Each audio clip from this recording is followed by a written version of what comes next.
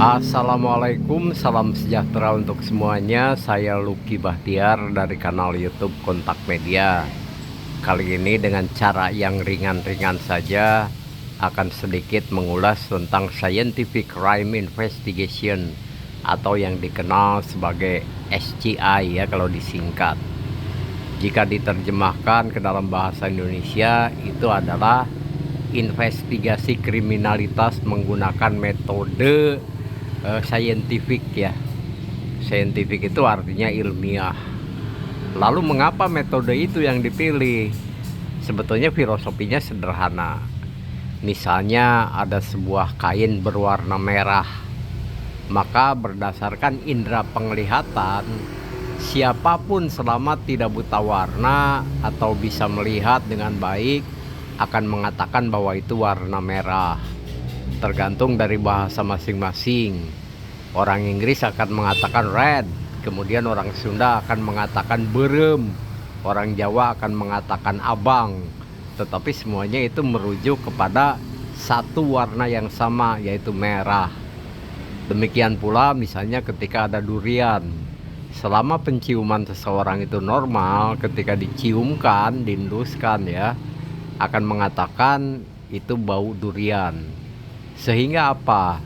Sehingga misalnya ada penuntasan kasus hukum menggunakan SCI tadi atau Scientific Crime Investigation, maka akan bisa diterima hasilnya itu secara universal. Karena apa? Setiap orang itu memandang hal yang sama. Itu adalah filosofinya, jadi sangat sederhana. Lalu bagaimana dengan praktek nyatanya di lapangan? Jadi mari kita bahas.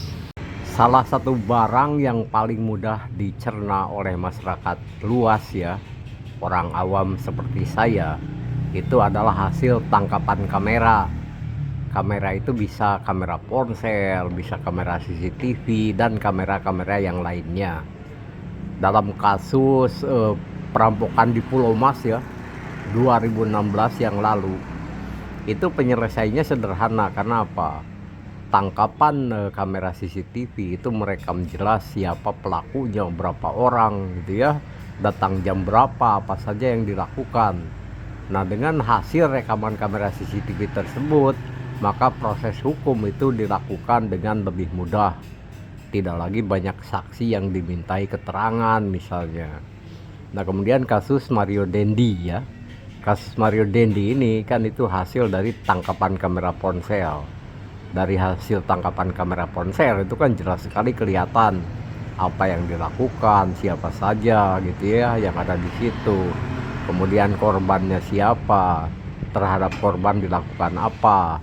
Nah, itu kan mudah sekali dicerna oleh masyarakat umum. Beda misalnya dengan kalau yang disodorkan adalah bukti-bukti DNA. Ya cukup berpikirlah masyarakat yang awam seperti saya untuk mencerna penjelasan-penjelasan soal DNA. Jadi poinnya yang ingin saya katakan bahwa di antara berbagai barang atau alat yang digunakan untuk penyidikan SCI ini, salah satu yang paling mudah dicerna adalah rekaman kamera. Pada kasus Mario Dendi tersebut, selain hasil rekaman kamera ponsel, itu juga kan ada hasil rekaman CCTV ya. Jadi jelas di situ segala sesuatunya nampak bisa lebih mudah begitu untuk diusut kasusnya. Lalu bagaimana jika ya seandainya itu sudah ada hasil rekaman CCTV yang jelas misalnya ya tentang pelaku suatu tindak kejahatan, tapi belum juga diproses. Nah, artinya di situ yang salah bukan hasil rekaman kameranya. Ya, itu berarti ada faktor yang lain ya, kenapa suatu kasus tidak diusut, tidak dituntaskan, padahal rekam jejaknya itu sudah jelas.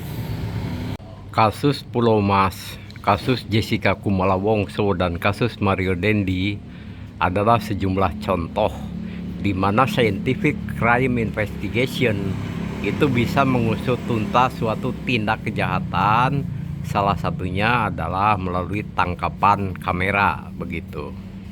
Saya pernah sedikit berdebat dengan seorang pensiunan polisi. Beliau pada zamannya adalah seorang penyidik yang sangat berpengalaman begitu.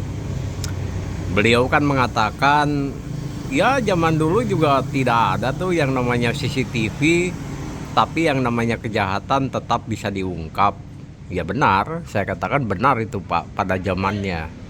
Nah harapannya sekarang setelah misalnya ditemukan CCTV dan digunakan adalah bagaimana caranya agar proses penuntasan hukumnya itu jauh lebih cepat.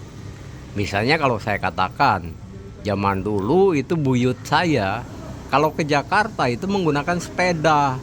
Berapa lama tuh dari Bandung ke Jakarta menggunakan sepeda?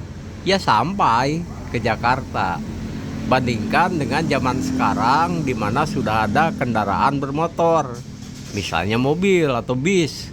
Itu kan ke Jakarta dari Bandung hanya hitungan jam sampai. Nah kira-kira begitu ya pengandaiannya atau perumpamaannya. Jadi zaman dulu sebelum ada CCTV, ya kasus bisa saja dibongkar melalui persaksian misalnya kan, melalui bukti-bukti lain, sidik jari misalnya ya bisa. Tetapi waktu yang dibutuhkan tentu lebih lama dibanding kalau misalnya ada rekaman CCTV yang jelas seperti di zaman sekarang. Tidak ada produk manusia yang benar-benar sempurna ya, termasuk produk CCTV ini, termasuk misalnya hasil pikir manusia soal tata aturan hukum. Itu juga kan tidak sempurna, sehingga meskipun zaman sekarang itu sudah ada peraturan-peraturan baru atau undang-undang baru tentang hukum, dan juga semakin lama semakin canggih peralatan untuk investigasi, bukan berarti tidak ada celah ya, tetap saja selalu ada celah. Nah salah satu misalnya kalau hasil rekaman CCTV itu dihilangkan, rekaman CCTV misalnya disimpan di harddisk kan, harddisknya itu dihilangkan atau disembunyikan, ya tetap saja yang namanya penyidikan itu akan menemui kesulitan yang pada akhirnya itu kembali kepada zaman dulu.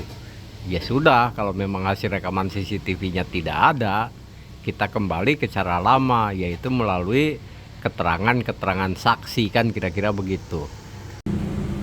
Baiklah, itu sedikit uraian dari saya, sekali lagi yang ringan-ringan saja.